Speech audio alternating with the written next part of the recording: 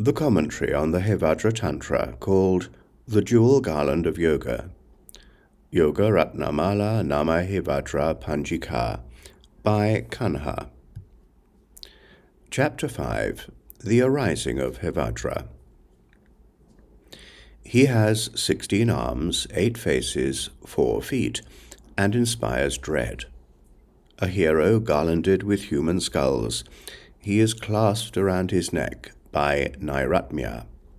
Nairatmya now addresses the Deva herself, the wearer of the 5 mudras, as follows. The section on the arising of the Heruka begins with the words, "He has 16 arms." The term asyam is synonymous with mukham, meaning face. A foot includes both the foot and the calf. Inspires dread means terrifies. He is a hero because of his unsurpassable energy. The term kandara is synonymous with griva, meaning neck. Hevajra is called Deva because he plays, divyati, with those whom he enthralled, vashita, and so forth. These statements were spoken by the original reciter. You have explained our circle, the 5 yoginis surrounded by the 10, but I have not previously learned what your mandala is like, Lord. In the verse that begins, you have explained, the phrase, I have not previously learned, indicates because this wasn't taught in the chapter on the deities.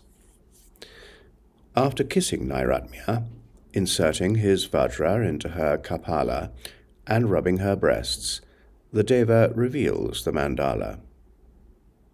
The term kapala, cup, refers to the lotus. It is called a kapala because it protects, palayati, the bliss, ka. The circle, as previously explained, is adorned with long and short garlands of pearls. It has 4 corners, 4 doors, and is decorated with vajra strings. The circle refers to the mandala base. Previously means as before. The meaning is, as explained previously, so too now. I should be known to be in the center, together with you, O beautiful-faced one, impassioned with great passion, partaking in the nature of innate joy. In the verse that begins, I should be known, I refers to the Vajra being who is made manifest through the sequence of the 5 aspects of awakening, whose characteristics will be taught. Should be known means should be cultivated. Together with you means with Nairatmya in a close embrace. Great passion is passion directed toward the world. Impassioned with it means delighting in it. Accordingly, Vajradhara says, partaking in the nature of innate joy, which is the very nature of the Blessed One. I have 8 faces, 4 feet, and a graceful array of 16 arms. I stand astride the 4 maras, inspiring fear in fear itself. Fear itself indicates Bhishana himself. I wear a necklace of human heads, am absorbed in wild dance on a sun disk, hold a crossed vajra at my head, and am black-colored and terrifying. A necklace of human heads is a garland of moist heads. He stands astride the 4 maras on a sun disk, upon the disk of the sun. Wild dance means that he has assumed the Adha Pariyanka posture. Being absorbed in it means I perform it. Shouts of hum come from my mouth, and my body is smeared with ashes. Absorbed in mutual pleasure, conjoined in union with Nairatmya. I attain unfluctuating bliss, and partake of my own unfluctuating nature. My main face is intensely black, and the right resembles jasmine. The face on the left is red and terrifying, and the face on top is dreadful. I am richly arrayed with 24 eyes, and my remaining faces are the color of a bumblebee. The color of a bumblebee is the color of a black bee. From this point, the text is mostly disjointed and requires a master's instructions. We, however, will follow the order of the text in our comments rather than the logical order, as the latter would necessitate too many words. Additionally, following the order of the text better suits the sadhana of the Blessed One. While I play with you in the city of joy, my pleasure unbearably intense, Gauri emerges in Indra's quarter, elegantly poised in the eastern door. In the verse that begins, "While I play with you," the term play refers to engaging in the play of pleasure. The phrase, "my pleasure unbearably intense," refers to sexual pleasure. Gauri emerges as a transformation of bodhicitta. Indra's quarter is in the eastern quarter. She is elegantly poised in the eastern door, emanating clouds that benefit the world, and performing a wild dance. Chaurika is the next to emerge through the process of churna and churned. She emerges in the southern door, as Chauri the doorkeeper. Chaurika is similarly transformed from her seed syllable. Vetali is the next to emerge, resulting from uniting the bola and the kakola. She emerges in the western door and stands crushing the maras. Gasmari is the next to emerge during absorption in the great copulation. She emerges in the northern door, appearing in a terrifying form. Pukasi is the next to emerge through the frictional union of the two. She emerges in the northeast corner, appearing in a wrathful form. Of the two refers to Nairatmya and Hevajra. Frictional union is their movement. Shabari emerges next in the quarter of fire by means of the churning method. Chandali arises in the place of Rakshasas, and Dombi in the quarter of wind. The term Pavaka is synonymous with Agni, both meaning fire. Its quarter is the quarter of fire. The place of Rakshasas is the quarter of Nairiti. The term Maruta is synonymous with Vata, both meaning wind. Its quarter is the quarter of wind. This is another point of departure from the oral instructions. The Vajra holder with his vidya then melts from great passion. The goddesses then urge him to rise again, offering him various songs.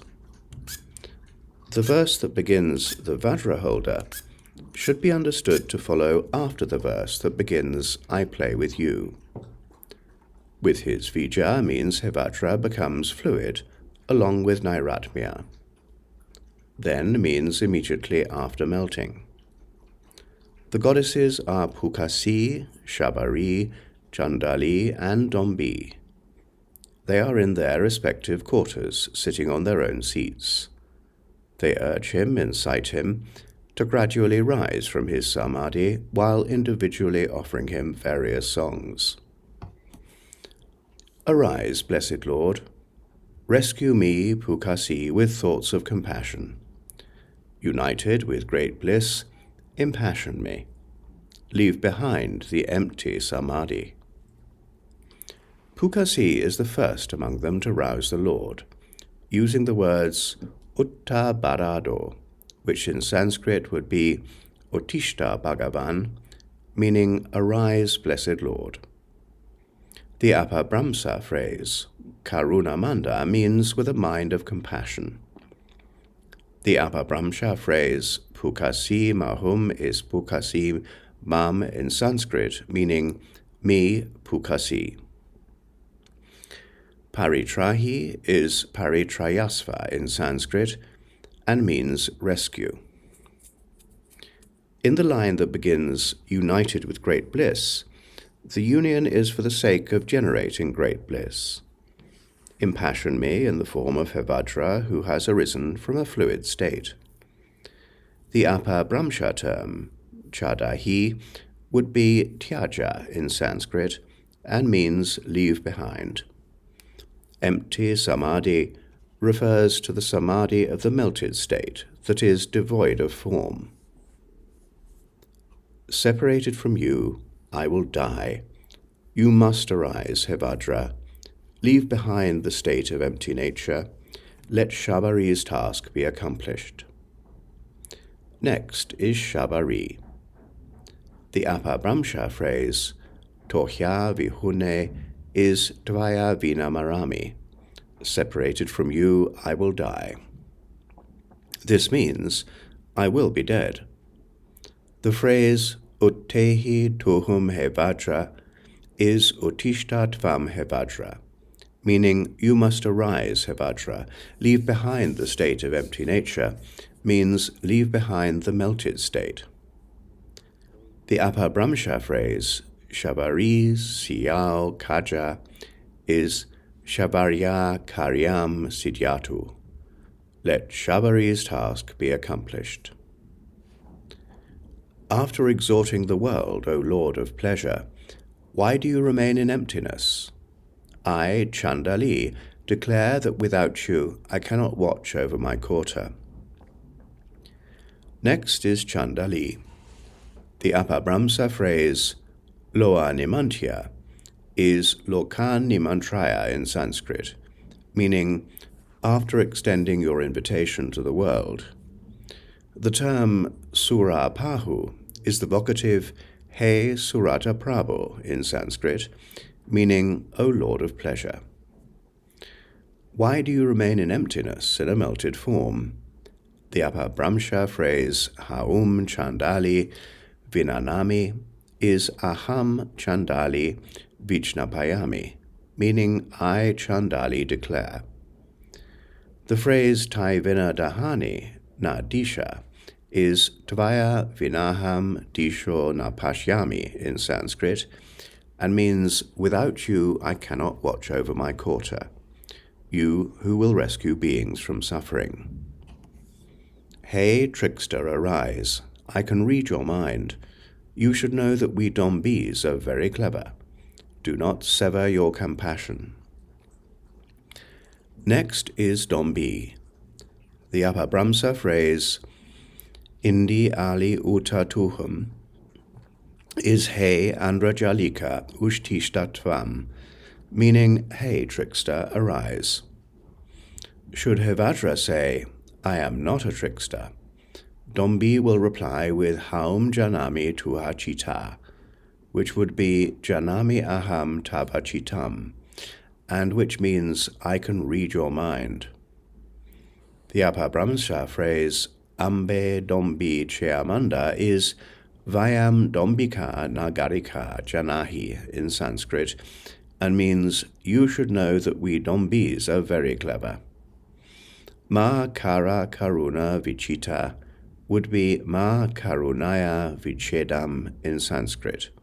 Do not sever your compassion, which means do not cut off your compassion by remaining in the melted state. An elephant, horse and donkey, cow, camel, human, sharapa and cat are in the 8 skull cups to the right, following the sequence with the tusker first. Now the 16 attributes held in the 16 arms of the Blessed One, who has risen from the samadhi of the melted state, are enumerated. In the passage that begins an elephant, a sharaba is a lion, and a cat is a domestic cat. The tusker, meaning the elephant, comes first. Earth, water, wind, flame, the moon, the sun, Antaka and Dhanada are in the 8 skull cups to the left. Flame is fire, Antaka is Yama, and Dhanada is Vaishravana. He possesses the 9 sentiments of dance: erotic love, heroism, disgust, and wrath, humor as well as fearfulness, pity, wonder, and peace. In the verse that begins, he possesses, erotic love and the rest are the 9 sentiments known in the dramatic arts. From the syllables am and hum, the great Vajra holder arises from his liquid form, stomps his feet on the ground, and threatens the Devas and Asuras. In the verse that begins from the syllables, Vajradhara now describes the arising of Hevajra immediately after he is roused from the samadhi of the melted state. From the syllables am and hum means from the knife and the skull cup at the center of the sun and moon discs. The knife and skull cup are transformations of the syllables am and hum that were above the sun and moon discs created through the samadhi of the melted state. The great Vajra holder is Hevajra. They should be emitted from their seed syllables, gam, kam, vam, kam, pam, sham, kam, and dam, and from the seed syllables of the Lord and Rati, the blue hum and am, jagged with flames. How do they arise? The emanated Gauri and the rest should be sent forth in Indra's quarter and so forth, specifying the correct order of the seed syllables for the assembly of the goddesses. The original reciter says that the goddesses arise through the seed syllables gam, cham, vam, kam, pam, sham, kam, and dam. Emitted means sent forth. The term there indicates that these are the seed syllables of Gauri and the rest. Next, the syllables am and hum are mentioned, with the original reciter explaining what makes them special. What is it that distinguishes the syllables am and hum? The Lord is the Lord of the mandala, and Rati is Priti, his wife Nairatmya. Both of these seed syllables are jagged with flame and are blue, terrifyingly blue. One should visualize the Lord in this way, within the circle of matras, the city of delight. Black in color and greatly terrifying, he brings pleasure to Nairatmya. The circle of matras is the mandala of the goddesses. In this way refers to the features that have been and will continue to be described. Gauri holds a knife in her right hand and a rohita in her left. Chari holds a kripita in her right hand and a boar in her left. The original reciter now describes the emblems of Gauri and the rest of the mandala goddesses. A rohita is a species of fish. Kripita refers to the damaru. A boar is a male pig. Vetali holds a tortoise in her right hand and a lotus cup in her left. Gasmari holds a snake in her right hand and a yogin's bowl in her left. A tortoise is a kind of turtle. A lotus cup is a skull cup. Pukasi holds a lion in her right hand and an axe in her left. Shabari holds a monk in her right hand and a kinkirika staff in her left. Chandali holds a wheel in her right hand and a plough in her left. Dombi holds a vajra in her right hand and displays a threatening gesture with her left. Gauri and the rest are known to have 2 arms, and to dance in the Ardha Paryanka posture. They each have 3 eyes, upward flowing hair, and are adorned with the 5 mudras. Gauri is black, Chari resembles madder, Vetali resembles molten gold, and Gasmari is emerald-like. Pukasi resembles sapphire, Shabari shines like moonstone, Chandali is blue like the sky, and Dombi has the color of turmeric. Brahma, Indra, Upendra, Rudra, Vaivasvata, Vitanayaka, Nailiti, and Vemachitrin serve as cushions for Gauri and the others. In series of verses that begins with Gauri is black, the term Upendra refers to Vishnu, Vaivasvata to Yama, and Vitanayaka to Kubera. Nairiti is the leader of Rakshasas, and Vemachitrin is the leader of asuras. Cushions are seats. This section to this point has explained the two samadhis, the first yoga and the supreme ruler of the mandala. The third samadhi, supreme ruler of activity, should be learned through the authority of other tantras. Having sucked the Lord's bola and worshipped him with devotion, Nairatmya asks for the mantra while kissing him and embracing him tightly. Because accomplishment is obtained based on Vijaya recitation, the blessed Nairatmya now asks for the mantra. This mantra enthralls women, threatens the wicked, wards off nagas, and crushes devas and asuras. Describing the specific qualities of the mantra, Vajradhara speaks the verse beginning, "This mantra enthralls women." This part is easy to understand. I will teach it now, so listen, O bliss-bestowing goddess. I have not previously disclosed it to anyone else, even to Buddhas and Bodhisattvas. The words, "I will teach it now," are spoken by the Blessed One. I am averse to withholding any longer this mantra that originates from and was created by Vajrasattva. I will now teach it to you, goddess. After tracing a mandala, jagged with garlands of flames, Tilottama should be summoned to give the initiation of Vajragarbha. The practitioner, identifying as Hevajra, can use this mantra to summon any woman by pronouncing it clearly 10,000 times in a resonant and pleasant voice.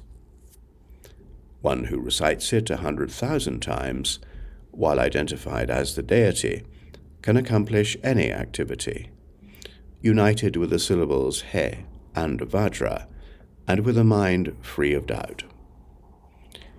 Identified means identified with the features that have been previously described. Any activity refers to the 4 types of activity, pacifying and so forth. The first of the Vedas, adorned with the half moon and a dot, should be followed by these words. The first of the Vedas is the syllable Om. Adorned with it means it has that intrinsic nature.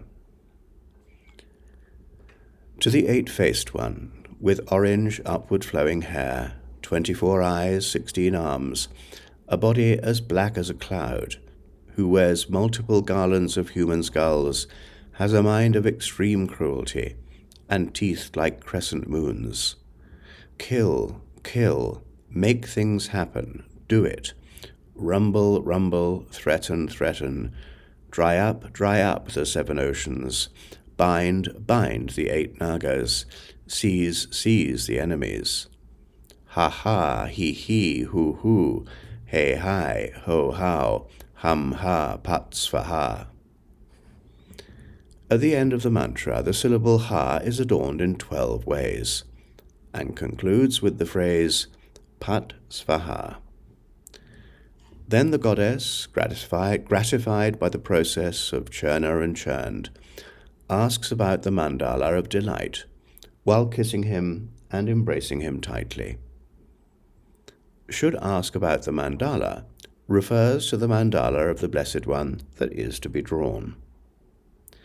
Then the teacher says, the most learned one should draw the mandala himself, fully focused and elated, following the union of the Vajra and lotus. Then means after he has been gratified. To the term teacher, one should supply the verb says. The most learned is the master, who should draw the mandala himself. At this initial stage, no one else, not a painter and so forth, should draw it. It should have a single enclosure, 4 doors, and be filled with multicolored light. It should be furnished with 4 gateways, be adorned with Vajra strings, and furnished with 5 lines. He should next draw 8 vases, using powders made of 5 types of jewels, of grains of rice and the like, or even of bricks or ash taken from a charnel ground. The 8 vases should be drawn in many colors. The number 8 is the number of the goddesses. Based on this description, these would include the victory vase and the vase for all activities. The powders that are to be used for drawing the mandala are specified with the line beginning, "using powders made of." Powders made of the 5 types of jewels are the best, grains of rice and the like are middling, and bricks from a charnel ground are inferior. In its center, he should draw an 8-petaled lotus with filaments. On its pericarp, he should draw a white human skull with 3 divisions. In its center means in the center of the mandala. The term naraka is short for narakapala, both meaning human skull. In the quarter of Shiva, he should draw a sharabha. In the quarter of Agni, a monk. In the quarter of Nairiti, a wheel. And in the quarter of Vayu, a vajra. A sharabha is a lion. In the eastern door, he should draw a knife. In the southern door, a kripita. In the western door, a tortoise. And in the northern door, a snake. A snake is a serpent. These 8 emblems are declared to have the respective colors of the goddesses. In the center, he should draw a white skull that is marked with a crossed vajra. In the verse that begins, "these 8 emblems," the emblems should be drawn in the same way as the emblems of the goddesses. The white skull in the center should be drawn overlaid with a crossed vajra. Next, he should set out the victory vase, with twigs sticking out and tied with fine cloth. It should be beautifully filled with the 5 types of jewels and with salija. In the verse that begins next, the victory vase should be set out as explained before, meaning that the vases of the goddesses should be in their respective places. What is the use of talking so much? He should follow the mandala procedure explained in the Tattva Samgraha. He should usher into the mandala the 8 vijas of great bliss. They should be 12 or twice 8 years old and be adorned with necklaces and anklets. In the verse beginning, "he should usher," the term usher means cause to enter. Twice 8 years old means 16 years old. This describes the 8 vijas. A mother, sister, daughter and niece, a maternal uncle's wife, a maternal aunt, one's own sister, and a paternal aunt. These are declared to be the 8 vijas. The verse beginning, "a mother," addresses who the 8 vijas are. They are not ordinary relatives. The mother is the master's beloved, as she is a mother to the disciple. The younger sister is her friend. The daughter is the master's female disciple, and the niece is her disciple. The maternal uncle's wife is a lover of the mother's close friend. The maternal aunt is the master's female friend. One's own sister is the disciple's beloved. The paternal aunt is the master's sister. The yogin should worship them with tight embraces and kisses. He should drink the karpura and sprinkle the mandala with it. In the verse that begins, "the yogin should worship them," the yogin is the master. The yogin should cause them to drink it, and will quickly obtain accomplishment. He should drink madana and consume bala and shalija. He should undress her and kiss her bhaga again and again. They should suck his bola, and sing and dance as well. He should engage in play, uniting the bola and kakola. Later, in the second watch of the night, he should bring in the disciple. After covering their eyes with cloth, he should then reveal the mandala to them. At midnight, in an uninhabited house, he should grant them initiation. The initiations, already explained, are categorized into the master initiation and the rest.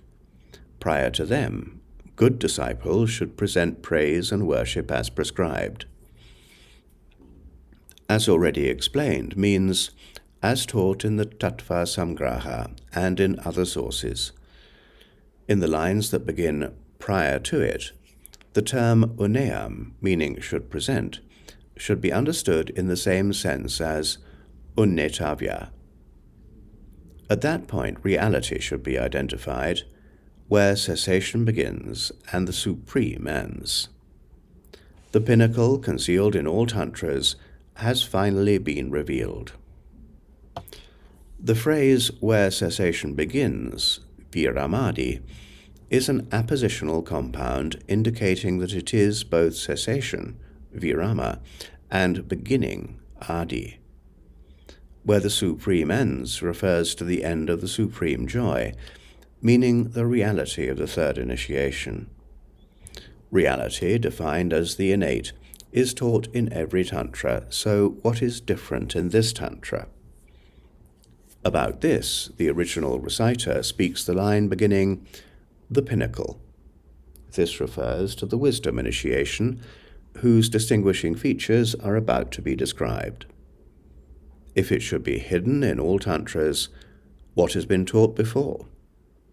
The original reciter explains with the line, has finally been revealed, implying that the master initiation and the secret initiation have been taught there, but the wisdom knowledge initiation has not been taught before.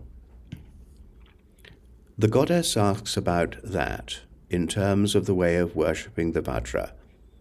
What is that moment like, O Deva? Please explain it, great Lord.